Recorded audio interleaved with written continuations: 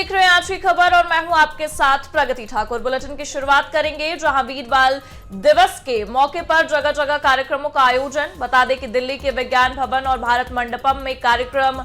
विज्ञान भवन में राष्ट्रपति तो भारत मंडपम में पीएम मोदी हिस्सा लेंगे।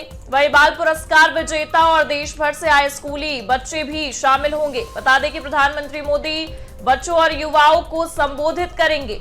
गुरु गोविंद सिंह के 4 बेटों की शहादत के सम्मान में आयोजित होता है ये वीर बाल दिवस।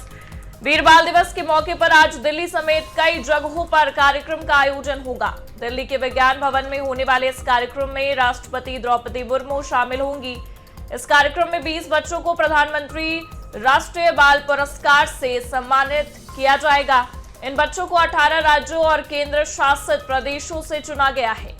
इसके बाद दोपहर 12:30 बजे दिल्ली के भारत मंडपम में वीर बाल दिवस कार्यक्रम आयोजित होगा, जिसमें बाल पुरस्कार विजेता और देश भर से आए स्कूली बच्चे शामिल होंगे। पीएम मोदी बच्चों और युवाओं को संबोधित करेंगे।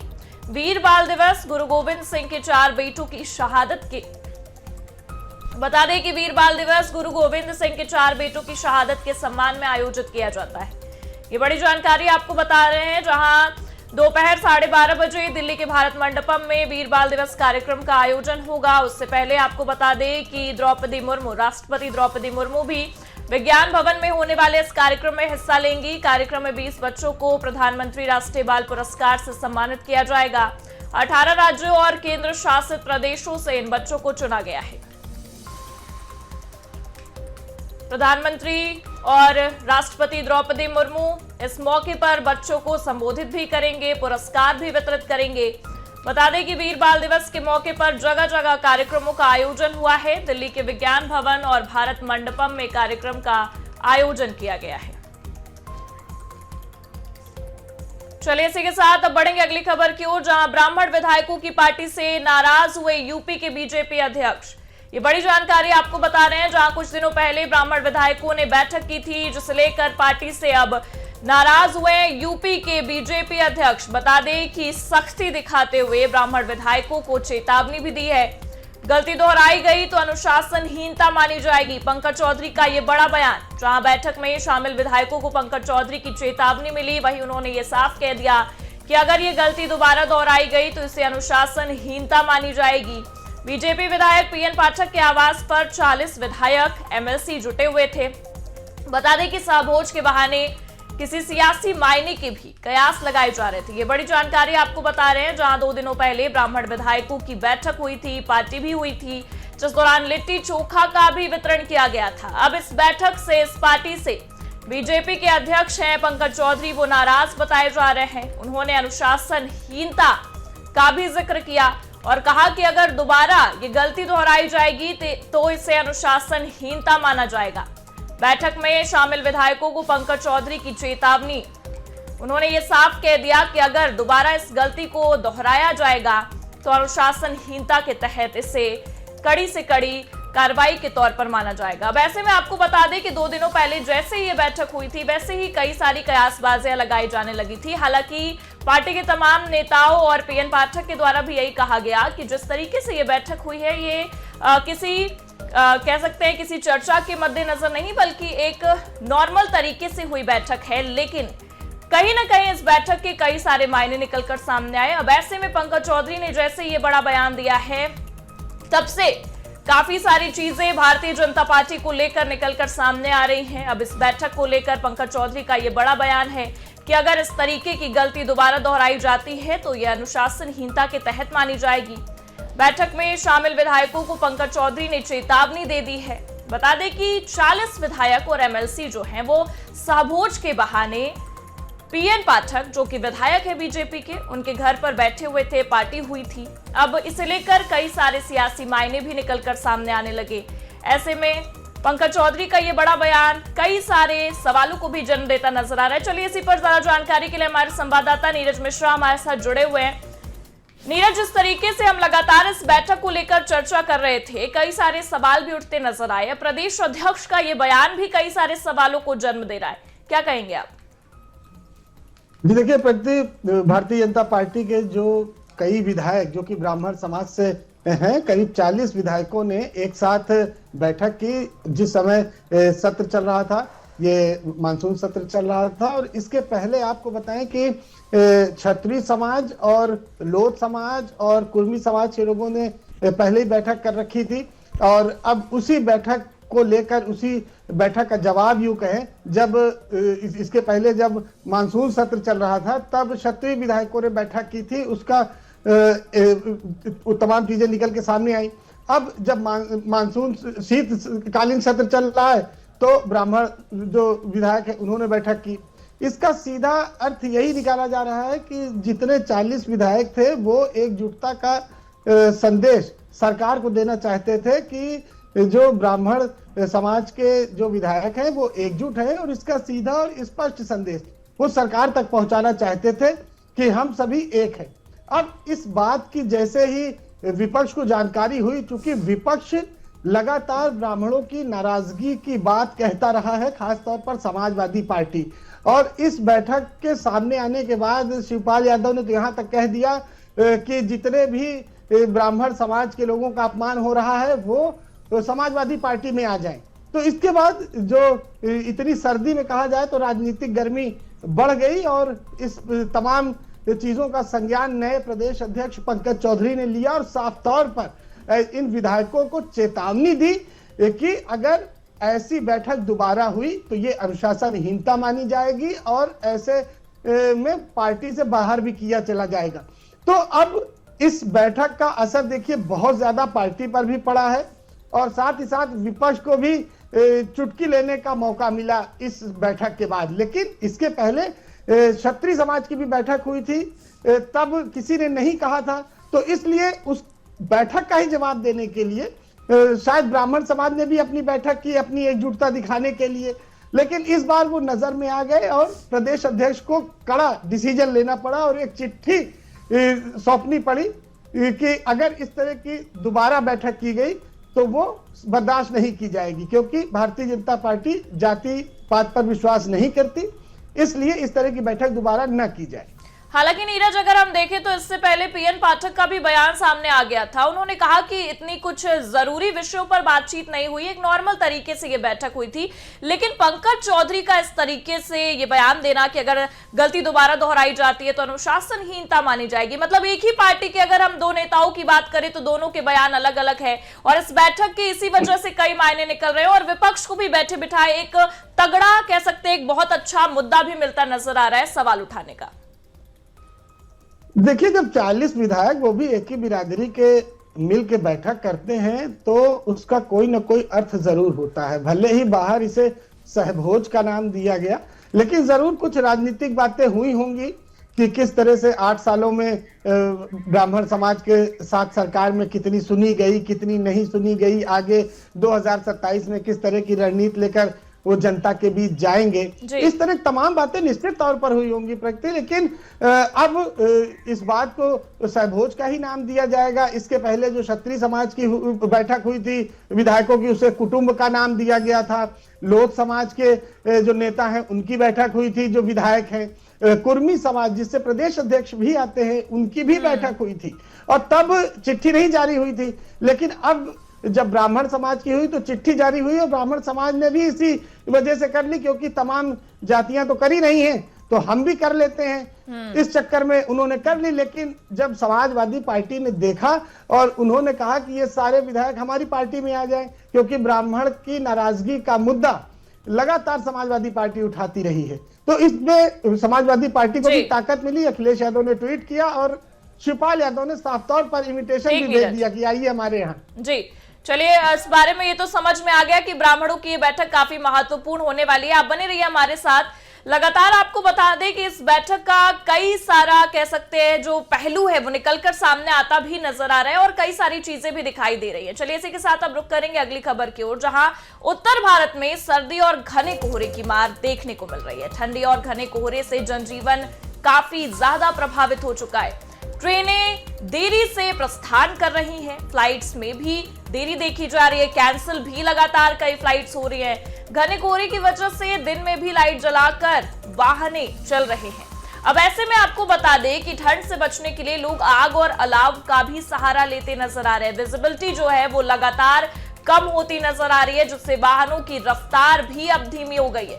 ये लगातार ठंड का कहर उत्तर भारत में देखने को मिल रहा है। विजिबिलिटी कम हो रही है, कोहरे की वजह से शीत लहर जारी है, लोग परेशान होते भी नजर आ रहे हैं, जनजीवन अस्त व्यस्त हो चुका है। ठंड और कोहरे की वजह से जनजीवन काफी ज्यादा प्रभावित है।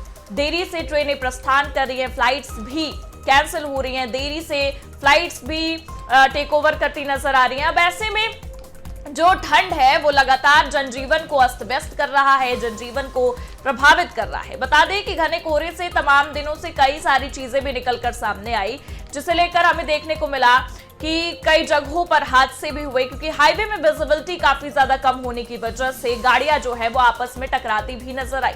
अब आने वाले दिनों में भी ठंड का कहर देखने को मिल सकता है, क्योंकि मौसम विभाग लगातार चेतावनी देता भी नजर आ रहा है। मौसम विभाग का ये साफ कहना है कि घने कोहरे और शीत लहर की वजह से परेशानी और बढ़ने वाली है। ये दो तस्वीरें हम आपको आपकी स्क्रीन पर दिखा रहे हैं, जहां लखनऊ और कासगंज की आप ये तस्वीरें देख सकते हैं। विजिबिलिटी बहुत ज्यादा कम है, कोहरे की वजह से आपको बहुत कम ही दूरी की चीजें देखने को मिल रही होंगी। आप देख सकते हैं जो गाड़ियां निकल कर जा रही हैं वो भी लाइट का प्रयोग कर रही हैं। दिन में भी यही स्थिति देखने को मिल रही है। आप कासगंज की ये तस्वीरें देखिए, जहां आपको बसेस भी नजर आ रही होंगी। अब ऐसे में परिवहन विभाग भी ये चेतावनी देता नजर आ रहा है कि अगर 50 मीटर से ज्यादा दूरी पर अगर आपको चीजें ना दिखे तो आप बस को वहीं पर रोक दें। ये तस्वीरें देखकर आप समझ रहे होंगे कि उत्तर भारत में किस तरीके से ठंड और कोहरे की जो प्रकोप है वो हमें देखने को मिल रहा है। लखनऊ में भी हाईवे पर या फ्लाईओवर की अगर हम बात करें तो वहां पर भी विजिबिलिटी काफी ज्यादा कम होती नजर आ रही है। लोग भी परेशान नजर आ रहे हैं, गाड़ियां जो हैं वो एक दूसरे को देख भी नहीं पा रही, आने जाने आमने सामने वाली। और सबसे बड़ी बात आपको बता दें कि कई दिनों से ये कोहरे का कहर जारी है, जिस वजह से कई दुर्घटनाएं भी हुई।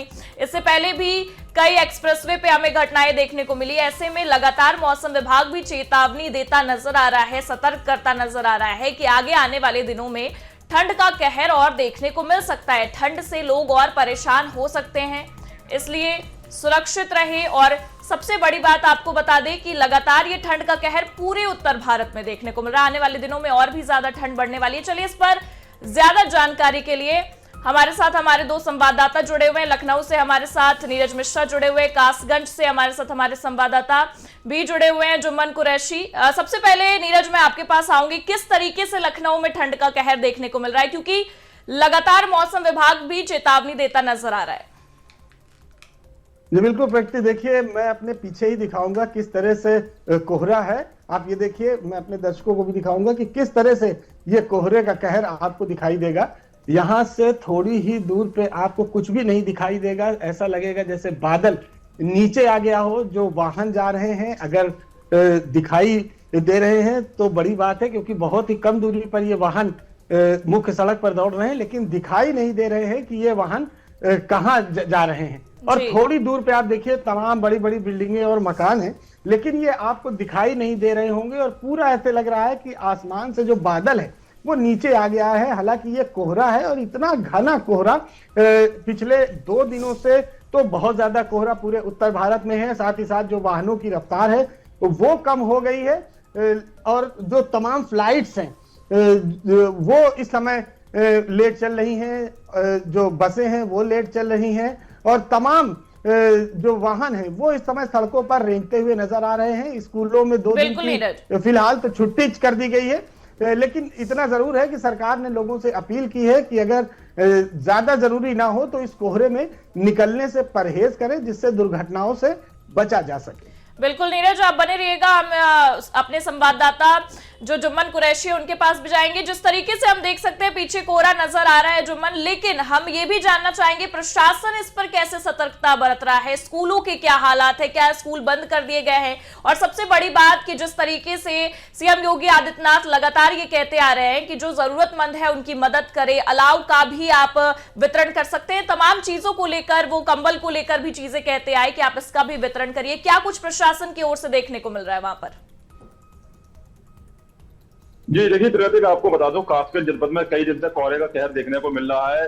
कल भी कोहरा काफी था और आज जो है रात से ही कोहरा छाया हुआ है। वाहनों की रफ्तार धीमी हो गई है, सड़कों पर वाहन रेंगते नजर आ रहे हैं। ठंड से बचाव के लिए लोग आग के अलाव का सहारा ले रहे हैं। साथ ही आपको बता दूं, जिला प्रशासन की तरफ से जो नगर पालिका नगर पंचायतें हैं, वहां पर जो है लकड़ी जलवाकर किराए चौराहे पर मुख्य जगहों पर डलवाई जा रही है, अलाव जलवाए जा रहे हैं। और जो है साथ ही जिला प्रशासन की तरफ से रैन बसेरे के भी इंतजाम किए गए हैं।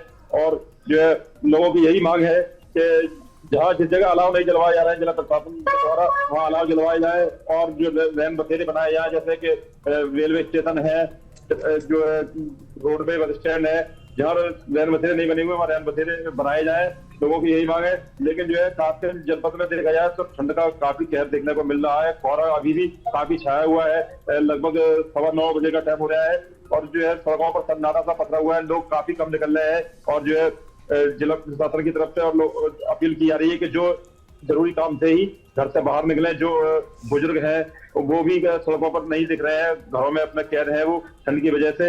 लेकिन अभी भी कोहरा इतना छाया हुआ है कि बहुत पास का जो है कम दिख रहा है लोगों को। और जो सड़कों पर वाहन चल रहे हैं वो वाहन चालक लाइटें जलाकर वाहनों को चला रहे हैं और वाहनों की रफ्तार काफी धीमी पड़ गई है और विजिबिलिटी भी काफी कम हो गई है। अगर तापमान की बात की है तो तापमान में भारी गिरावट की गई है, खासकर जनपद में ठंड को लेकर। और अभी तापमान जो है 10 डिग्री सेल्सियस के लगभग होगा।